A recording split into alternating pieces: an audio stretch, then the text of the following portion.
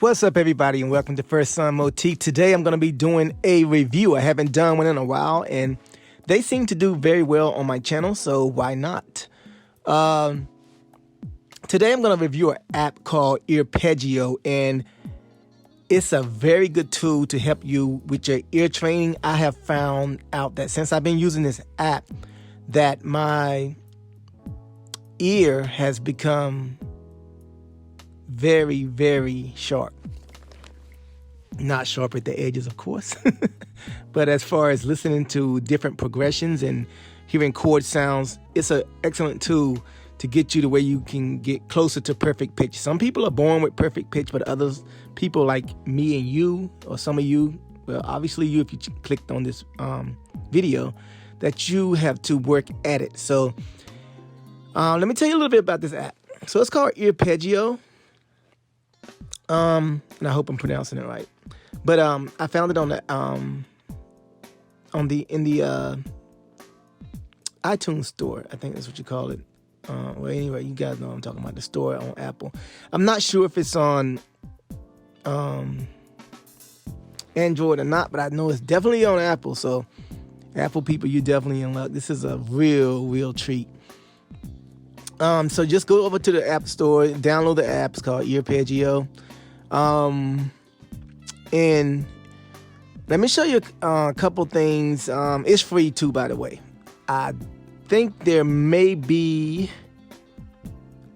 in-app purchases, but I'm not sure. I don't use it. For what I use it for, everything is free. So if you go down here, okay, if you see at the bottom, so I already got it open up, and this is like the first screen you come to when you open it up. If you look down here at the bottom where it says practice, that's what I use mainly. And this is a great way to practice without your keyboard. So what I mainly do is I use this app a lot on my lunch breaks and at lunch, at work. So, why not? Why not, get better instead of... I used to just listen to music, but I'm like, why not try to better myself at what I do? So let's just go ahead and click on this little icon on the bottom called practice.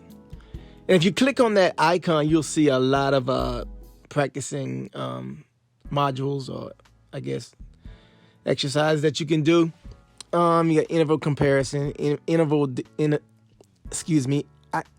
identification, interval in context, chord identification, chord inversions, chord progression, scale identification, scale degree identifications.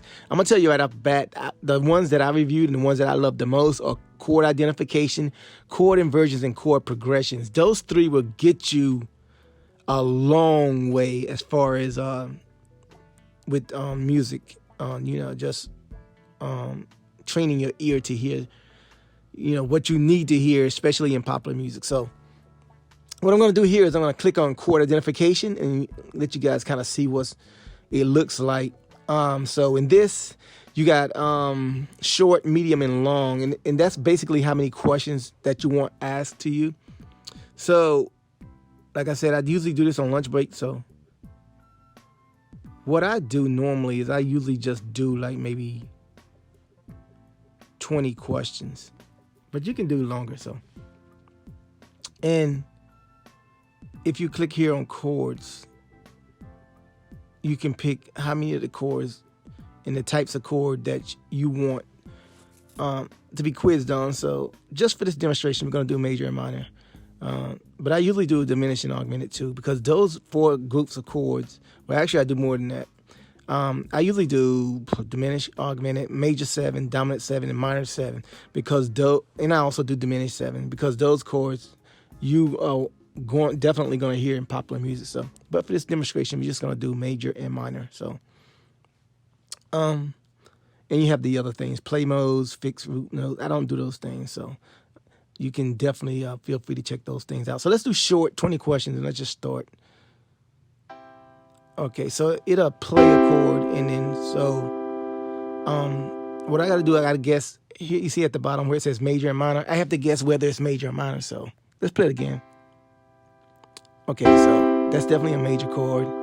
So it'll say correct. It'll tell you whether you got it right or wrong. So and you just hit next question, go to the next question, and it plays the next chord minor. So now you're probably thinking, oh man, this is ridiculously simple. So what you can do is, I'm gonna hit quit, go out of it.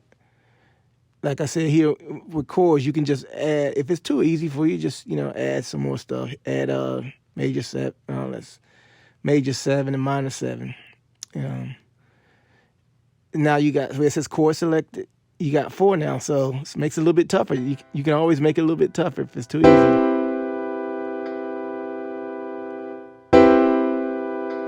That sound like minor 7. Oh, I got it wrong. It's major 7. I can't hear that good.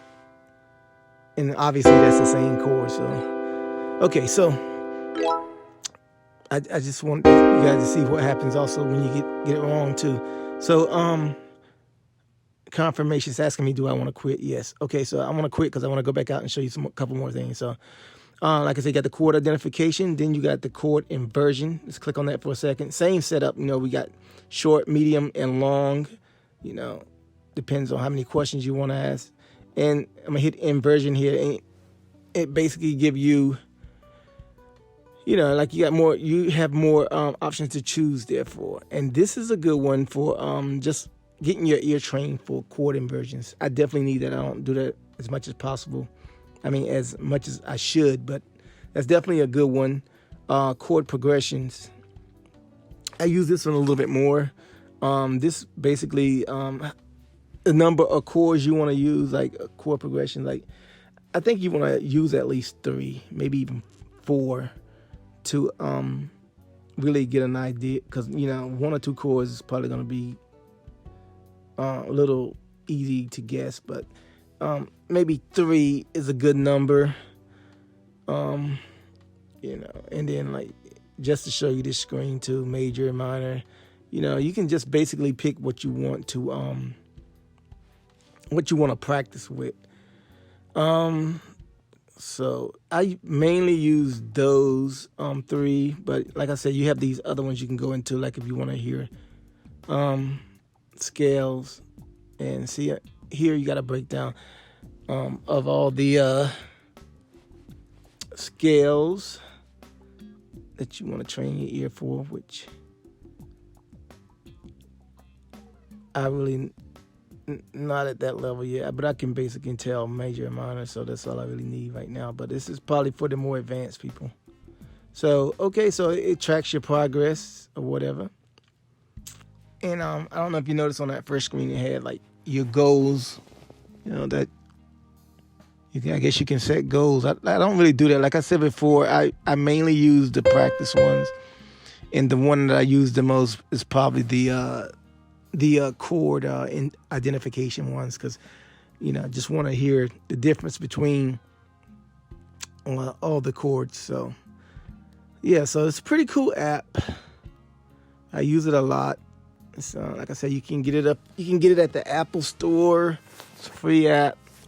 And I'm be doing a little bit more of these, so because it's good to play and look at music, or look at sheet music, or look at tutorials, but it's also great to also train your ear, so when you hear things that you can just go to the piano and play it. So thank you for checking out this tutorial. If you have not subscribed, please subscribe, and I'll see you on the next one. Peace.